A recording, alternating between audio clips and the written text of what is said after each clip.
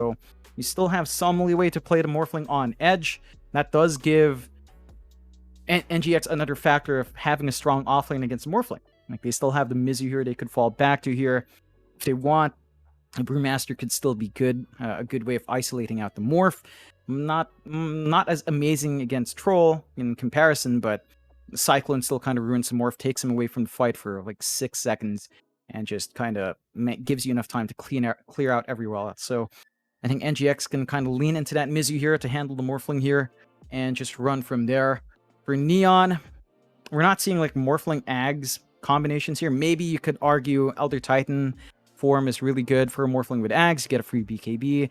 Beastmaster form for Axis could also work. It just doesn't feel high priority, so I don't think it's a Morphling Ags game on paper. It could just be the Ember as well, like maybe just take the Ember form, but yeah, we'll see.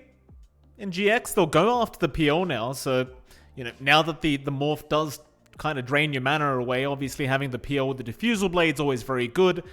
I don't mind Bane into Morph either, John. I mean, I realize it's not quite as great of a lockdown as, say, a Lion or Shaman, but even the Enfeeble's quite annoying for the Morphling, I feel like. So you might see some value out of that with the Bane. Going back to the Beastmaster, though, for a second. Here's what I don't understand in the balance patch, right? So Helm of the Overlord got changed. Vladimir's got cheaper by 100 gold. Helm of the Overlord got more expensive. The recipe got more expensive by 100 gold. To me, that seems like a buff to Helm of the Overlord. Because you just get Vladimir's quicker and cheaper now. And you still do the same thing with the Helm of the Dominator. And sure, 100 gold more for the recipe is kind of annoying. But I think having Vladimir's at an earlier timing, because it's 100 gold less, to me it makes Helm of the Overlord kind of seem even more viable than it used to be. Yeah, it does help you have that early presence, right? Like the aura that the Vlads does give you is really strong. So having that 100 gold earlier does a lot more work than delaying the Overlord timing itself.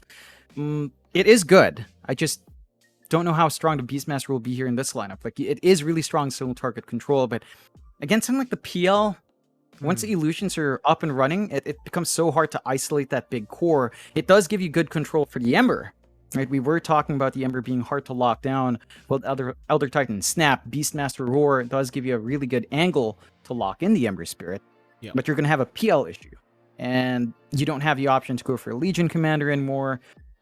They do ban it out in OB.Neon as well, preventing that from their own offlane. But the illusion clearing from OB.Neon is not particularly amazing. You could argue Snapfire can kind of do it with Scatterblast and Kisses. It's not necessarily what you want, and I think that does mean In Your Dream's going to have a really good time here. Maybe the laning phase is a bit awkward. You have to deal with Boars. You can kind of have the Grimstroke down there as a 5 instead and run the Bane 4. So the Grimstroke can try to Stroke of Fate and clear out the Creep Wave, clear out the Boars fast. And that could be one way of handling that lane, but most normal support answers to Beast are like Enchantress, Crystal Maiden now with the cheaper Frostbite. So we'll see. I think it's important for Neon with this Beastmaster and with her lineup to really just take control of the lanes early on and punish the PL in particular before it gets big. Yeah, let me tell you, the Beastmaster, at least in the pub meta, John, very, very strong still. Last time I checked, it was at 60% win rate, and I was checking, I think, yesterday. So at least in terms of pubs, Beastmaster is still very free MMR for anyone out there that wants to gain some very free MMR. Again, I do feel like the hero just got stronger with the Vladimir's change. OB.Neon, 14 seconds left for their final pickup. Still lacking a mid-hero. I still think the Lena does okay into the Ember. It's just a matter of whether Jamesy wants to run the Lena again. And in fact, he's going to go for the Dragon Knight. I've got to say, this hero in particular has looked very weak as of late, at least in this current meta. I think with the Beastmaster, you have some insane push potential. But I do worry that the impact of the Dragon Knight's just not going to be there this game, apart from hitting those towers in Dragon form. Well, we've got a Darkseer now. Yeah, there's a lot of options here for NGX. They have really good team fight with a Vac Wall. They've got the Ags build up for the Darkseer as well for even more HP coming through. And they don't really have the best Darkseer combo in lane, with a Grimstroke. It's not particularly amazing, but you can kind of try to run and gun fast, clear out creep waves, prevent that push you were mentioning with a Beastmaster and DK. I think the big thing that DK gives OB.Neon is just a blink initiator that can instant stun the PL. Right, so it's another option. Blink in, get the shield stun off, get the Dragon Tail off in the PL before the illusions pile up, follow up with Roar, and kind of go from there. Try to burst down that PL while he's isolated. I think that's the mindset behind the DK pick. In lane against an Ember, it's not as aggressive for Jamesy. It's not like his Lina game where he just ran down Mikado early on. It's a much more stable lane. So this time around, Mikado should be able to keep up and maybe apply a little bit more harassment as well on the DK with the Ember and just slowly build up, hit level 6, work around the map a bit faster. For Neon, as you mentioned, Mike, I think it's important for them to look for those early objectives. Their lineup has to push fast, buy space out for Palos, and just kind of prevent the PL and the Darkseer and Ember from becoming massive issues in the mid to late game. Well, John, I do have to ask you the hard question, Jonathan. OB.Neon, Nigma Galaxy.SEA, game number 2. First series of the whole Pro Series Season 9. Who do you think has the superior draft? I'd lean towards NGX. I think they have a lot of ways of protecting their PL. There's not a lot of answers from OB.Neon to lock in that PL. They've got good ways of holding down the Morphling as well. They've got the Mikado Ember, which we've seen him perform really great on from his time in Boom. It's a hero he's really comfy with. You know, speaking on that topic, I want to mention this because I saw this on Twitter. I saw Gary, CEO of Boom. He tweeted out the link to the stream saying, "Oh, time to watch a team. Wait, wrong team." Because, you know, you've got In Your Dream, you've got Mikado, and right. You've got Jokan. It's a reunion of one of those forms of Boom. So he was like, "Oh, hey, look, it's them again." Oh, why the hell not? Gary's been very vocal as of late, I feel like, Jonathan. Very, very vocal. Good on you, Gary. Oh, yeah. Love to see it. It's one thing I think SEA was missing, maybe like a year or two ago. Like I feel like the managers weren't as vocal, and the community wasn't as vocal. But these days, seems like the community is kind of up in arms. Very, very confident in their teams, and naturally, even the team managers are getting very vocal, which I like to see, Jonathan, because drama does mean it's entertaining for the community, I want to say. And I think SEA, we get a little bit quiet on the drama end of things, and I think it's important to have that drama being kind of, vocalized by managers and different community members. Oh, yeah. And, with Shuffled Season, there's a lot of behind-the-scenes drama there as well. So it should be spicy building up afterwards. Don't say anything. But it's spicy. It's spicy. I've had 1 billion people messaging me, asking me for the insider info. I always have to make an excuse. I don't know. Stop asking me. In Your Dream, he's going to have to go for a run. Hustler and NU, try and chase him down. Axes do connect as well as the Scatter Blast. It's not going to amount to a kill, but it is going to be a substantial amount of damage. Of course, In Your Dream, we'll probably have to get salved up here by Jokan. In fact, never mind. He might just go down the Tango route, save the salve for later. And while we're here, we may as well talk about this top lane. In Your Dream and Jokan, of course, going to be against Hustler and Enryu. And all things being said and done, like, forgetting about the drafts, I do feel as though OB.Neon should have the advantage. And I can appreciate the fact that Enryu actually ignores going for the ball build-up because you are up against the Grimstroke. So naturally, it is just going to be annoying to actually try to micro those balls away from the Stroke of Fate over and over again. Do you think the Axis build pays off, though? It does. It's just that the PL has a lot of ways to play around that. Once you get the value point in Doppelganger, you can kind of dispel off and just dodge out the Axis entirely. There is a bit of a cooldown there. It's mana intensive to clear out the creep wave like this. So Enryu's going to need some source of mana down the line to help him sustain this kind of playstyle. And In Your Dream is already set up for it. He's got the magic stick. He has some flash regen on hand. He is having to play under his tower, and his initial farm's not going to be amazing. But it's not the worst lane to play with. Well, speaking of not amazing, Polison not off to an amazing start here in this Pos 4 Bane. Does end up going down to Palos. Mizu, not really much he can do about it. In fact, he's going to be a little bit cautious here as they are starting to really posture. Actually, we'll back off, but even with the Elder Titan changes, John, you can see how powerful it really is. Especially if you do manage to get 2 heroes in that Astral Spirit. It's very hard to work with, but Palos is going to get caught out. Stomp is there, but it's not going to be enough. Mizu, he'll be chased down by a Bang, but in the end, a Bang will have to let him go, and the NGX going to be very happy with that kind of trade. Yeah, it does pay off in the end. They sacrifice First Blood. but they managed to get the Morphling kill and start building up. I think for NGX, this is actually a bit of a harder lane for them to play on edge, right? Like it's a Darkseer lane, so you can always shove out with the Ion Shell, but you don't have the greatest combination with a Bane. And I think that just the fact that you found that kill onto Palos, punish him early, is already good news. Once Palos hits level 3, making that same move is going to be a lot harder, and I think it's going to be easier for Palos to hold the lane, keep farming up. He just has to be a bit patient and kind of watch his positioning until then. Absolutely. It's over in the mid lane as well. Makoto is there against Jamesy, and I gotta say, Jamesy's been doing a great job, at least in terms of the laning phase. Just on par with Makoto at the moment. Makoto able to match the CS this time around. Definitely not so much of an unfavorable matchup for him this time with the Ember.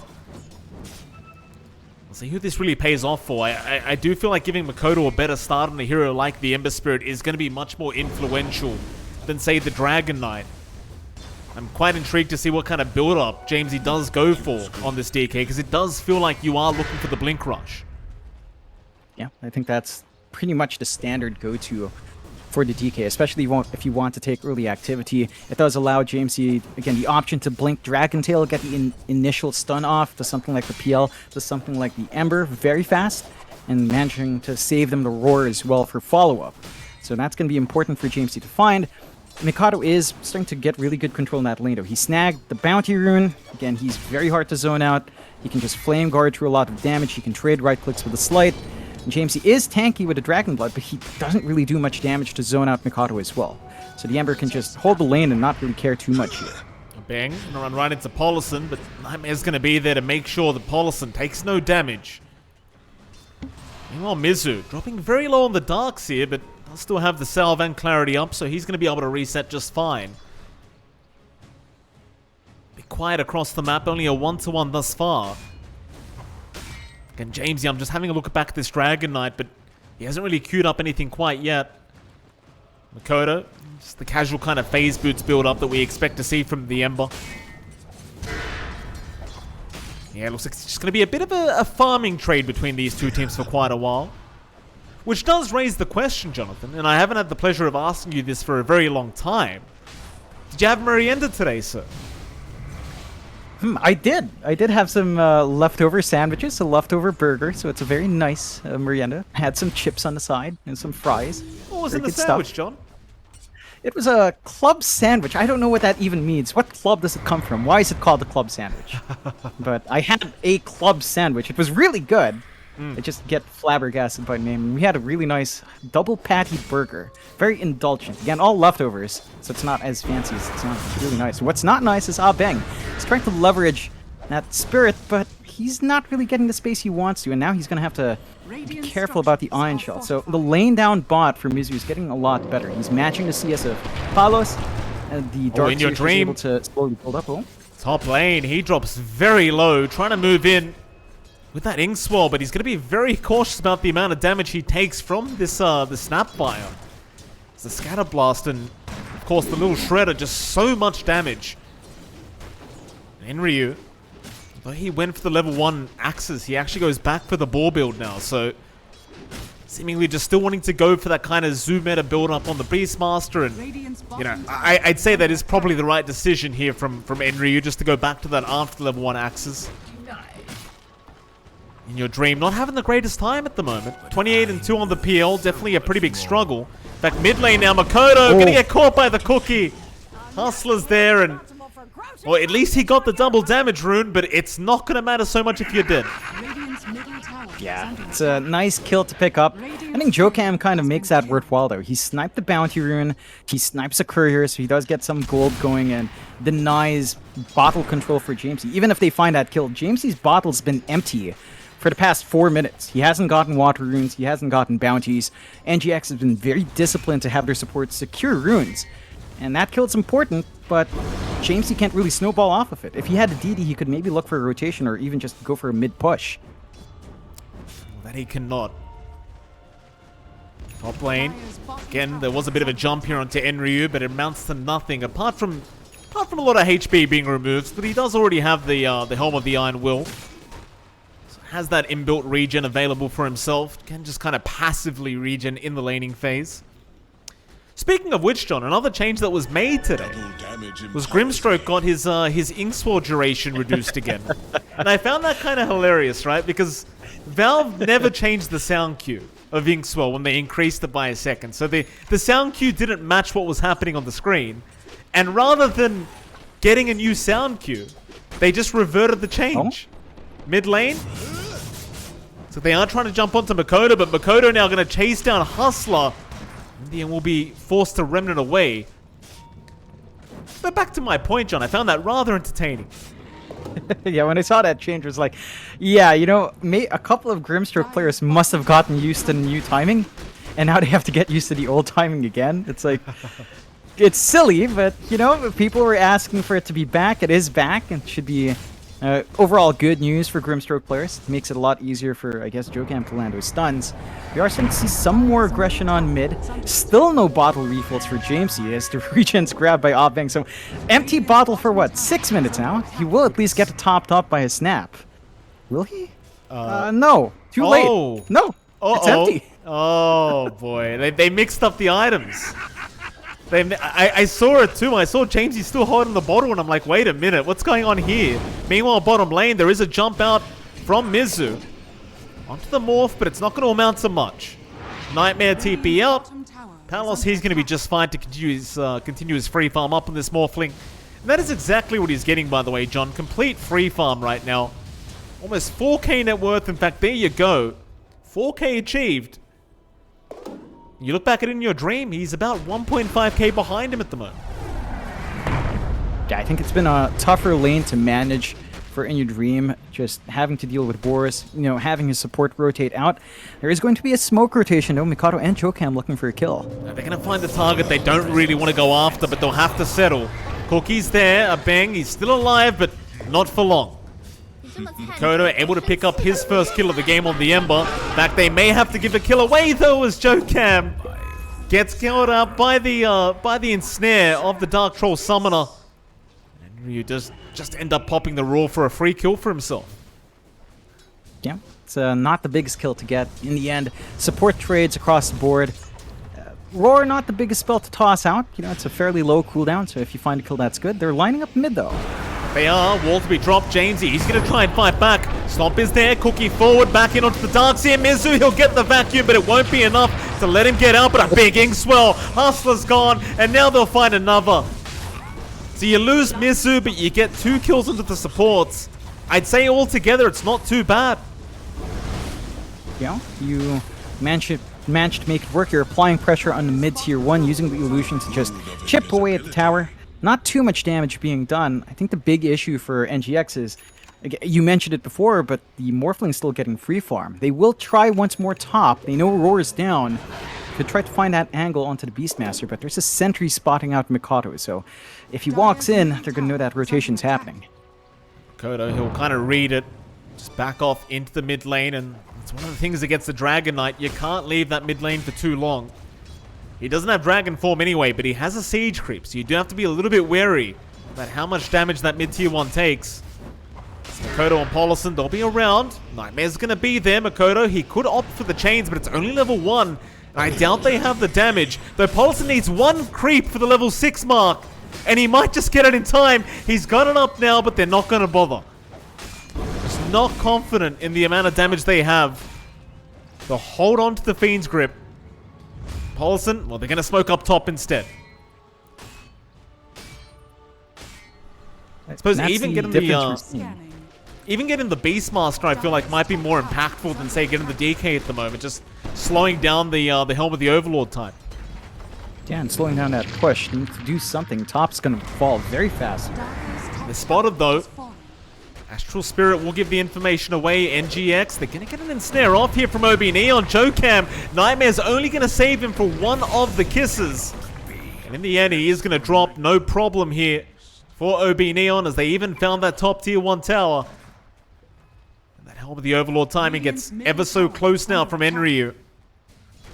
Once you hit that timing for OB.Neon, it's going to be a pretty big issue here for NGX. Is Makoto. He's going to try and rush forward onto the Order Titan. Nice juke on the Astral Stomp. But in the end, Makoto He's going to be able to get him. Nightmare out as well. Onto Enryu, but they won't try to follow up onto the Beastmaster. Enryu, he does actually have the roar up. He might just commit it here. They even have the Incinerator available, but no, they can't get anything off in time. Kodo, he'll be just fine to back himself out. In the meantime, though, mid lane, Jamesy does eventually end up getting dropped here by Mizu. It's an interesting back and forth with NGX and OB.Neon. I think Neon are still happy they found a tier 1 top, but we're not seeing early activity out from our DK. He's not able to really use that Dragon form to help out in objectives. He has done some good damage on the mid-tier 1, but they haven't committed, and I think for NGX, the difference lies in their mids, right? Like Mikado showing up the side lanes more, he constantly dips back to mid to re-shove that wave, then looks up top, gets a rotation off. Not the most successful movements for NGX, but it's certainly a lot more activity compared to the much more static lanes for Jamesy on mid. I think once this blink is up on the DK, perhaps that's where things start to build up. You can start to blink in, get the Dragon Tail stun, and look for those kill opportunities. OB.Neon, they've been sitting on Roar. They have smoked us 2 here, and Ryu Hustler looking for mid. Yeah, I mean, absolutely. You know how powerful you are right now if you're OB.Neon. Kiss is up in 5 seconds as well, so perfect timing here to just burst somebody down with the Roar. Makoto, he has not been caught yet on this Ember. He's just been trying to throw everything at the man, but he continues to just slide a fist dodge them and remnant away every single time. However, mid-tier 1 tower can't do the same, and in fact, bot lane Palos ends up getting caught out on the Morphling. So you lost your mid-tier 1 tower, but you find the carry trade. I'd still kind of say it's more worthwhile for the side of OB.Neon, but it is going to certainly slow down the shotgun timing on this Morphling. Yeah, and I think it's an even trade in the end. OB.Neon does get a little bit more with the map control. Top jungle's completely open. They have the wards to kind of play in that area and shut down some farm from NGX, and they also hit that blink timing on Jamesy. So Jamesy can start rotating around. And the issue is, one Morphling, that's not too bad, but they have to protect Palos going forward. If they do get a good jump here onto In Your Dream, this could be big. Could be difficult though. He's got Max Doppel, but no, they've got the Dragon Tail right in time. In Your Dream, he's still going to step away and eventually might actually make it out. He's just running. Jamesy, no stun available. Cookie's going to be there though. They do save at least 1 stun. However, towards the top lane, looks like they will find out the Beastmaster. So Enryu, he's actually going to try and go for a kill himself, just with the creeps available, with the vacuums there, and Enryu eventually will drop. Paulison is able to survive. Still feels like a more worthwhile trade for OB.Neon, being able to pick off that In Your Dream kill, but I suppose you do at least trade in the end. Yeah, it's just kind of a balancing act for NGX. They find something for losing their core, not the biggest trade in exchange. And for OB.Neon, they hit that spike. E-Blade up on Palos. He can shotgun now. And he might have the opportunity. Oh, silence is out. And he hasn't got the vision. Unfortunate. Yeah, that was the E-Blade reveal. So that does give NGX the information that they've got to be a bit more cautious in the sports. Ag's up and running for Mizu. So he's got that Iron Shell with the HP going to charge us up. A lot of damage that can fly in the middle of a team fight. And that's something that OB.Neon has to be a bit wary of. They don't have any early sort of pipes to mitigate that damage. They don't have any BKBs yet early on, so the burn damage the Iron Shell is going to be doing is pretty significant, and it will stay that way. Nice setup again here from Paulison onto Enryu. Shotgun's going to be there to at least get a trade, but it won't matter. They're just doing such a great job of slowing down this Helmet the Overlord timing, as now Makoto is going to be chased down, but Palos can't actually get the kill. In fact, now the Inkswell lands. He does have the Strength Morph. He's just going to be very careful with the Agi Morph, as Makoto is still juking and jiving with the Sleight of Fist. Mizu's going to make his way in. They won't quite find the Morphling, but they do at least get the Elder Titan. That'll be a 2-for-1 trade. NGX, they're really doing a darn great job of slowing down this timing that OB.Neon's looking for. The push timing's been held off at the tier 1s. Kind of want to transition to tier 2s. They are looking to fight, though. They are. Jamesy, though, didn't have the blink up. So can't make his way into initiate, and look at Mizu. He's still sticking around here. Mizu drops the wall onto Palos, just being a bit of a nuisance here. and eventually he's just going to run away. And Ryu, he's going to try and back Dragon Tail's there, but now the Soulbind with the double silence of Makoto. He's going to come right in with the Inkswell. He's found the Beastmaster, and they should have Hustler. They're just dancing around them, John. OB.Neon, they are yet to find their footing in this game number 2. Yeah, and it all kind of boils down to Mikoto and Mizu here, Mike. They're just so aggressive, though. I mean, nice breathe fire there, but it's still going to be a 1-for-1 trade. It looks like as Makoto does make the jump in, but does he have the damage? Palos is going to move in. Earthsplit is going to be there, but he'll remnant right back out. So in the end, he's unable to secure that support kill. It won't matter, though. The amount of pressure they've been applying on the side of NGX is just buying so much time for In Your Dream to be able to catch up on that PL. And in the meantime, it does feel like Palos has slowed down a bit on this Morphling. Yeah, I mean, he's kind of been stuck at the E-Blade build-up. He's trying to rush to BKB next to protect himself, and that will keep him safe to a certain extent. The Fiend's Grip is still going to be really good control against him. So they have to get some good information out. They have to use the Hawks, I think, more defensively than anything else to spot out the movements, to try to preempt the smokes, and ensure that they know where Paulson's at. Because if Paulson finds an angle, BKBs aren't going to save you against that grip in this game. You see Enryu, he's still just trying to work towards that recipe, and I suppose this is where the nerf gets a little bit annoying. When you had such a great laning stage, but you just can't get to the recipe cost that you need. And it's not like they're going to prioritize the farm of the Beastmaster. Enryu is forced to farm the dead lane, and it's not very fun. As now NGX, they're going to start moving in aggressively once again. Makoto pops the haste rune. They see Jamesy on the DK, but they're unable to get the chains off in time. Nice blink away. I'd say NGX can still set up for this mid-tier 1 tower just fine. They've even brought in Your Dream over. OB.Neon, are they going to try and force this fight? Seems very hard to find a way to initiate this team fight. NGX, though, not feeling 100% confident, will end up backing off, it seems like. Or will they? Back in they go. Makoto still chipping away at that tier 1. Jamesy. They move in, but be able to get a stun off, and in the end, Makoto again just going to move in, get the illusions to tank up that tier 1 hit. Eventually, they will just chip away at it. Yeah, they managed to take a good tower with no real counterfight coming through from OB.Neon. I think for Neon right now, they just want to hit those BKB timings. BKB for Palos, BKB for Jamesy. Very important for these two cores to be able to stand in front and kind of ignore the Ember's early damage, ignore the Iron Shell, ignore the control from the back wall, and just play their game. So we're almost at that point, at least for the DK, just about 50 gold away from the recipe. For Palos, it's about 700 more, 700, 800 more. So a bit longer for the morph, but once you have at least one BKB, you can look to play aggressive and start setting up. I do worry about how much space they're giving In Your Dream, though, Mike. Once he has that Manta heart up, it can be hard to burst down the PL. They are trying to rush a Roshan, though. So we'll see if it fights. I mean, I think they kind of have to take this fight. Gonna try in the vision with the illusions.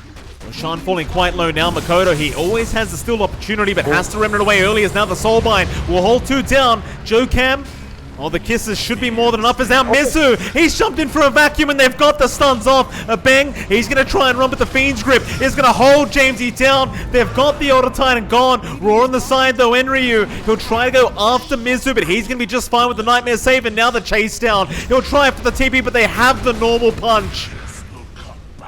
Just a really great team fight there from NGX. And now Roshan appears to be all theirs. Yeah, and it was all down to Makoto dodging the Dragon Tail stun. He immediately managed to remnant away.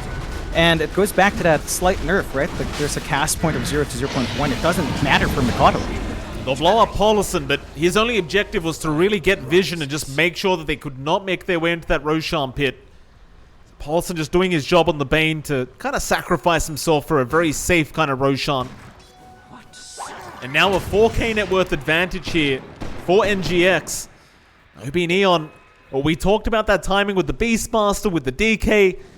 now that you've missed that, you're kind of heavily just reliant on Palos to be able to carry you through this game. In fact, nice chains out. He does end up finding Makoto with the shotgun. He does get the kill. Learn from your mistake. And I suppose Palos, he can still confidently try to carry this game, but eventually this shotgun's not going to feel quite as potent as it does right now, and can feel like it might be a bit of a wasted item later on. I suppose we'll have to wait and see. Yeah, I think the issue for the Morphling in scaling towards the late game against the PL is that PL is a diffusal carrier. So you can always just focus down your illusions, run down the Morphling, melt his mana pool, and once he's empty, he doesn't have a way of leveraging that attribute shift anymore.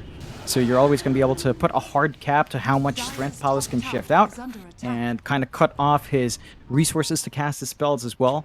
Whereas your control and your damage to deal with PL is still not amazing. You have decent AoE with the Beastmaster though. Uh-oh. Yeah, normal punch into Fiend's Grip, and well, Mizu, he's getting tips and he deserves them. It's a great initiation just with the normal punch alone. And of course, Paulson can easily just back him up with the Aether Lens as well as the Fiend's Grip. That's something you really don't want to see if you're Palos. I mean, you can't afford to die like that. Yeah, I mean, props to Mizu though, Mike. Like, he's been doing this throughout the entire game, right? Like, he AFK farmed bot, and then as soon as he has a couple of items, he just shows up and makes all the work on the map. And they even spot out Abin here. Yeah, nice observable placement to get the vision for the Nightmare, but it will cost the life of Paulson to try and go after this Elder Titan. Soulbind's out, Makoto, he'll get the job done, but now Enryu's going to move in. They just can't keep track of him. Jamesy, he has the stun, but he can't get the blink off. Meanwhile, on the backside, Mizu, he's come in along with In Your Dream, but they'll have the stuns out. In Your Dream still wants to try and force the fight onto Hustler. They'll at least get the Snapfire onto the north. Jamesy, he does kill off Jokam. That'll be about it. In fact, normal punch again in from Mizu. Gets another nice initiation off in Jamesy. He pops the BKB. Oh no, it's just not great news. Shotgun's there at least from Palos, and he found the right target. But it's going to be the Aegis down. That'll be about it. In Your Dream, he'll be forced to back off now. Still a very favorable kind of team fight here though for NGX. Yeah, they make it work again, sacrificing the sports to find bigger kills. It looked pretty good for the DK when he had that double damage rune. It's just once it fades, the damage issue was apparent outside of Palos just blowing people up. Not much left. Mikado, he's not done. No, he's not. Enryu, he's just been targeted this whole game, and he'll be targeted once again. It's Makoto just doing great work on this Ember. And In Your Dream will happily take the bonus gold from that Helm of the Overlord creep. Easy plus 250. And even a tier 1 top tower. I mean, why the hell not? Yeah, they're inching towards this hard timing now for In Your Dream. Paulson. Once that PL has the heart, it's going to be really hard to melt him down. He's Paulson. Almost getting caught by the shotgun, but does get the Nightmare off in time. You saw Makoto rushing over to the mid lane as well, John, hoping that he'd get there in time for the Fiend's Grip to come out. Their top lane, In Your Dream, could be in danger. That's a great stun initiation. James, he's got the right target, but no. The Cookie is not going to be there to follow up. They've still got the Scatter Blast and the Shotgun, but the Doppelganger's there, and now the Vacuum. And the War from Mizu. Grabbing all 4 heroes, but do they have the follow-up damage? Palos, he'll BKB TP out. He'll be just fine. Hustler will do the same. He'll get out as well, and it looks like that should be enough, but maybe not Mizu. He gets a bank down on the Elder Titan. Now the Remnants forward. Makoto once more, and he found Enryu once again. In fact, have they found another? Mizu is still chasing down Jamesy. Surge out on Makoto. Jamesy, he's trying to farm the creep wave, but the remnants are there from Makoto. He won't have enough mana for chains. In fact, never mind, he does now, but he's low on mana and HP. Fiend's Grip out, they've got Palos. Oh no. Oh, that's a perfect initiation there from Paulson. Jamesy, he can do nothing. He stuns Jokam, but what's that going to do? I suppose they at least get the kill.